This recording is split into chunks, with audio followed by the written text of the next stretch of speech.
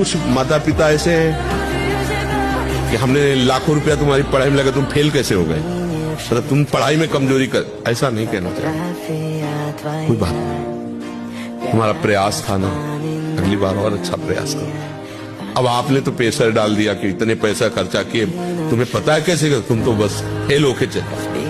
अब मित्रों के सामने जो वो उपहास, ये फेल हो गया, माता पिता घर से निराश। अब छोटा सा बच्चा, इतनी बुद्धि है, अभी वो सोचा इससे अच्छा मर जाओ, तो निकल गया। माता पिता को बहुत सावधान रहना चाहिए, अपने इतना दंड भी न देना चाहिए कि बच्चा तुम्हारे अनुशासन को मानना ही बंद कर दे।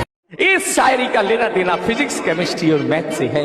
कभी कभी क्या होता है कि एक सब्जेक्ट से इतना प्यार हो जाता है कि भाई साहब हम उस पर डिपेंडेंट होके टेस्ट में चले जाते हैं, और वो सब्जेक्ट जब धोखा दे देता है तो फिर हमें समझ में आता है कि केवल एक पर्टिकुलर सब्जेक्ट को अच्छा करने से सिलेक्शन नहीं होता। सलीम भैया ये कहना चाहते हैं कि साथ साथ जो भी सहेलियां हैं जिनका नाम है मैथमेटिक्स, जिनका नाम है केमिस्ट्री, इनको भी उतना ही इंपॉर्टेंस दो, इनसे भी उतना ही प्यार करो, ताकि एग्जाम में अगर कोई एक धोखा दे तो अपने पास 2 ऑप्शन तैयार रहे। मैं एक दिन उठूंगा, ये विश्वास है मुझे। मैं एक दिन उठूंगा और खुद को बधाई दूंगा और मुस्कुराऊंगा और फिर ये कहूंगा, मुश्किल था पर मैंने कर दिखाया, मुश्किल था पर मैंने कर दिखाया, मैंने कर दिखाया।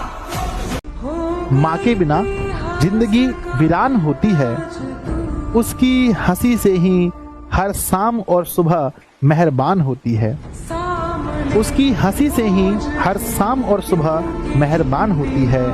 दुनिया की हर खुशी उसके कदमों में छुपी है, दुनिया की हर खुशी उसके कदमों में छुपी है। माँ ही तो हमारी सबसे बड़ी जान होती है। एक बचपन का जमाना था, एक बचपन का जमाना था जिसमें खुशियों का खजाना था, एक बचपन का जमाना था जिसमें खुशियों का खजाना था। चाहत चांद को पाने की थी, चाहत चांद को पाने की थी, पर दिल तितलियों का दीवाना था।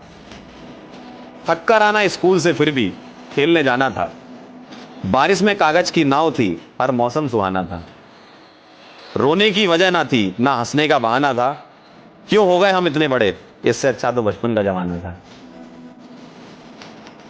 बहुत बुरा लग रहा है कि आप लोगों को मेरे को मतलब पुश करना पड़ रहा है आपको अपने करियर बनाने के लिए। नहीं, सॉरी की बात ही नहीं है, मेरे को तो मतलब ये फील कराया है तुम लोगों ने आज, ठीक है, कि मैं जबरदस्ती पुश कर रहा हूं तुम्हें। मतलब मेरे को ऐसा फील कराया तुमने कि सर आप क्यों जबरदस्ती मेहनत कर रहे हो, नहीं समझ आ रहा हमें तो छोड़ दो ना सर, ये फील कराया तुम ओवरऑल क्लास। सत्य ये है कि स्वयं कृष्ण भगवान भी आ जाए ना, वो भी तेरे को मोटिवेट नहीं कर सकते, क्योंकि तू ना बिगड़ चुका है। मैं देख रहा हूं कि आजकल का जो यूथ है ना, आजकल के जो 8वीं 9वीं 10वीं 12वीं के बच्चे हैं, गलत डायरेक्शन में जा रहे हो यार तुम। जो एक डायरेक्शन होती है ना बर्बादी वाली, तुम बर्बाद हो रहे हो यार। कभी भी लाइफ में कोई भी चीज कर रहा है, थोड़ा सा एफर्ट डाल रहा है, ये जो एफर्ट है ना, ये तो लाइफ में 100% काम है, ठीक है।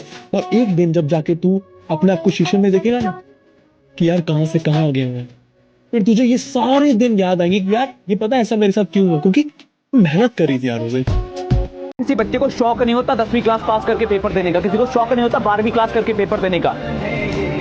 अरे बहुत मजबूरियां होती हैं पीछे। 18 की उम्र में कोई नहीं चाहता नौकरी कर लूं जाके, लेकिन 18 की उम्र में जब 30 की जिम्मेदारियां करने पे आ जाती है ना, तो वो 18 का नहीं होता बच्चा, वो 30 का होता है।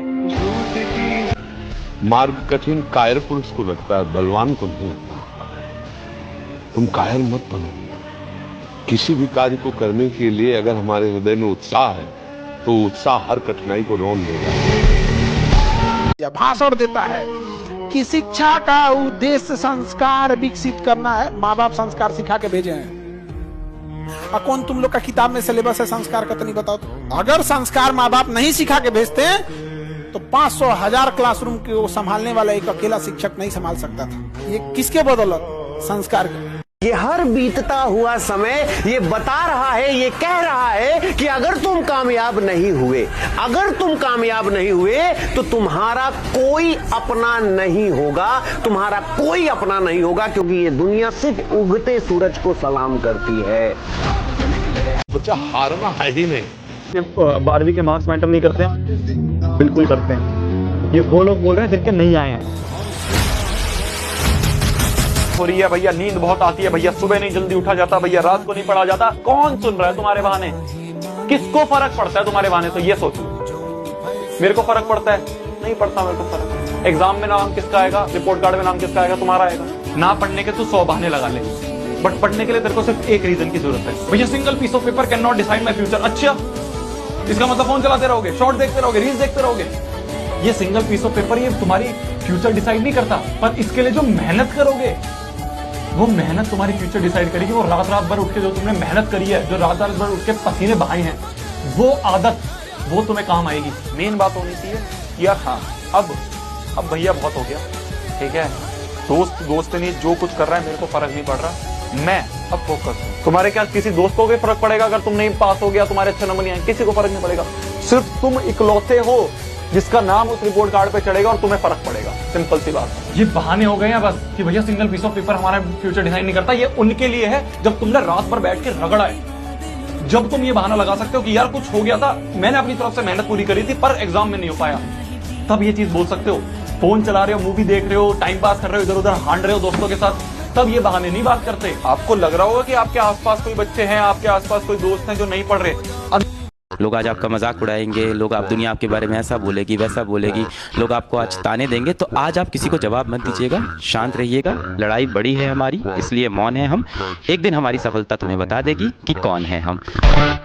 हम हमेशा बोलते हैं कि अगर आप कामयाब नहीं होइएगा तो जमाना तो छोड़ दीजिए, याद रखिएगा कि आपके घर में भी भेदभाव होगा। आपका जब मम्मी पापा ने वो बोलेंगे, जब आपका एक भाई कमाएगा और आप बेरोजगार रहिएगा, ठीक है, तो आपको जो होता है वहां पर जो होता है कि आपको डांटा जाएगा, खाने के लिए भी देगा और बोला भी जाएगा कि खा लो, खाली भर भर या हूड़ लो, समझा, कमाइल उमाइल तो कोनो जाता नहीं है, कोनो काम तो करल जाता नहीं है, आए? तो आप खाइएगा भी और रोइएगा भी, ठीक है, जब समझे, इसीलिए कामयाब बनिए। ऐ खुदा बस मुझे इतनी एहसान चाहिए, ऐ खुदा बस इतनी मुझे एहसान चाहिए, चाहे तू ले ले मेरी जिंदगी मगर मेरे बच्चों के ओठों पे मुस्कान चाहिए। ईश्वर का दिया कभी अल्प नहीं होता, जो टूट जाए वो संकल्प नहीं होता। हार को लक्ष्य से दूर ही रखना, क्योंकि जीत का कोई विकल्प नहीं होता। ठीक है।